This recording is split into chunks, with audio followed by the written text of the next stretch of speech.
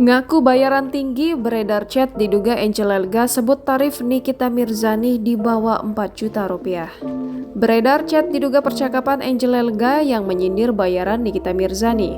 Dalam isi chat tersebut, Angel Elga menyebut jika bayaran Nikita Mirzani di bawah 4 juta rupiah. Sontak hal ini membuat heboh publik yang ramai menyorotinya. Adapun bukti percakapan tersebut diunggah akun Instagram thewinnerstream.pantangmundur pada Jumat 9 September 2021. Beredarnya chat kalau Nikita Mirzani bayaran di televisi di bawah 4 juta rupiah dikomentari publik di kolom Instagram thewinnerstream.pantangmundur.